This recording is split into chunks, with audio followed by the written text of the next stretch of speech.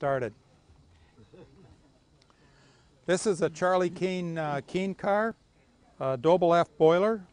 Originally had about an 8-gallon-an-hour burner in it. We've changed the burner because the original burner made ammonines.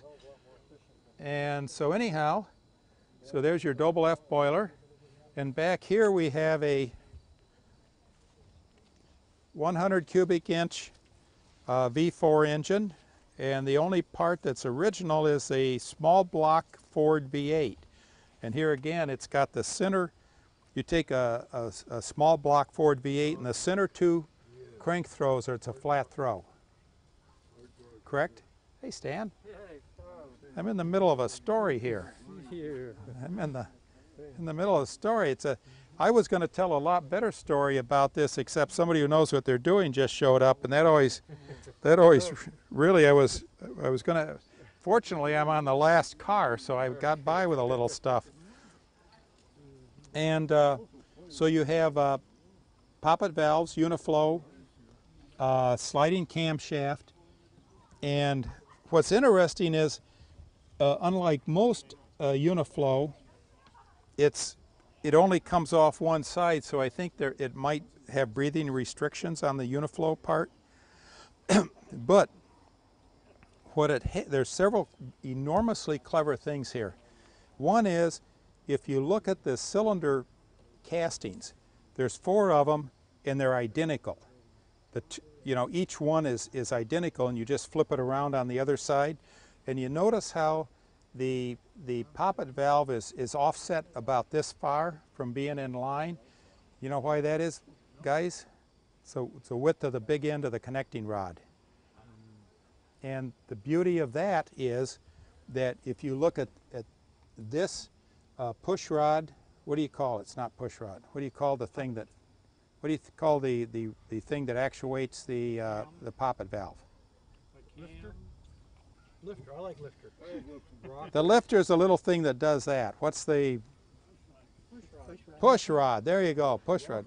Oh, I think you know too much about cars. Anyhow, the beauty is that the two doohickey things run on the same cam lobe. So you only for a 4 you only need 2 sets of cams for everything, and it's got 4 different cams. It has 3 forward and 1 backwards. And the real genius, and you have to see it to believe it, is you see this little thing here? See how it goes back and forth so easily? Mm-hmm. This is inside here is a little teeny poppet valve, about this diameter, drilled right into the side of the cylinder. Little teeny poppet valve, and it sits in there. Now here it's open, and here it's closed. And here it's open, and it lets the exhaust gas go into the exhaust manifold.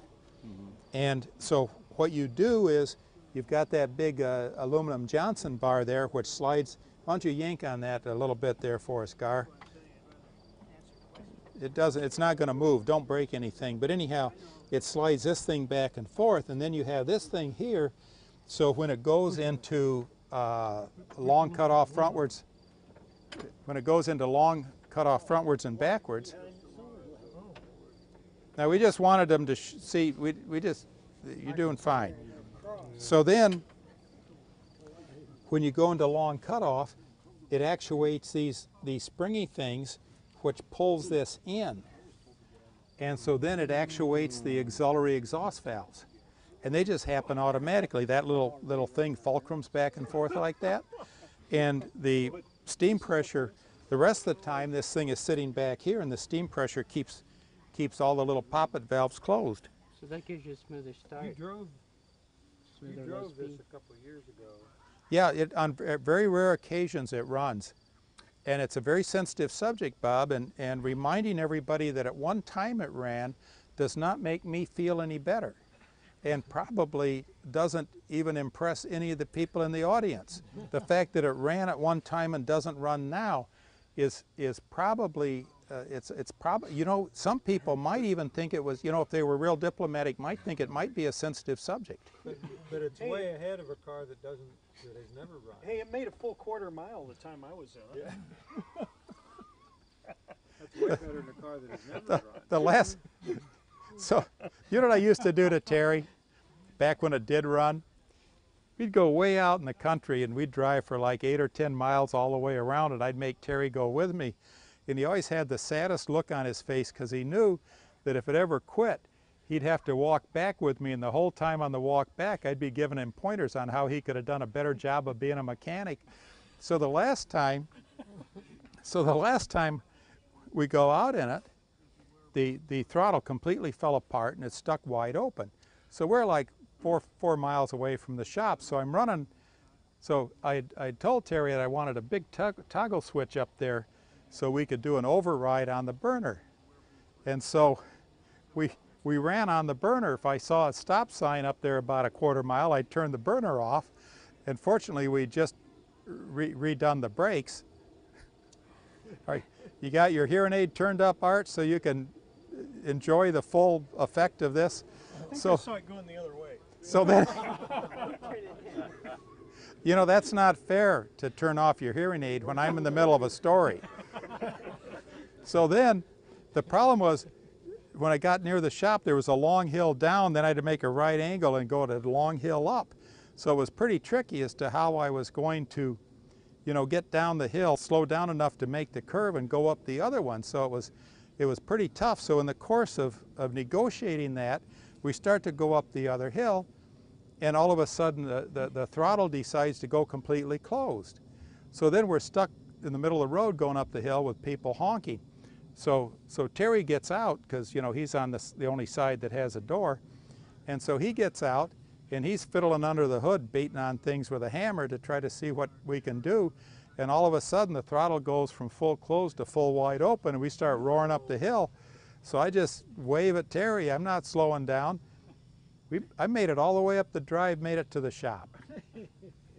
So I just want you to know, that was the last time we went for a ride in it. 100 cubic inch should do about, what, 250 horsepower? I didn't get you. 100 cubic inch. You should get one kilowatt every cubic meter. Is that in furlongs per fortnight? Anyhow, this is a Victress body. You will notice the Williams Victress car, which had the boiler in the trunk and the 4-cylinder inline engine in the front. So we'll discuss that tomorrow evening. Well, this has been fun, and Are you telling us to leave? no, I ran out of cars. So you probably didn't. You probably didn't figure out, Leo, that this is the end of the line. You know, it came with one feed water pump. Someone doubled it up. No, it wasn't someone. Oh. It was me. You did that. Yeah, well, you know, I owned the car, so whatever happened here was. His fault. So. Stereo.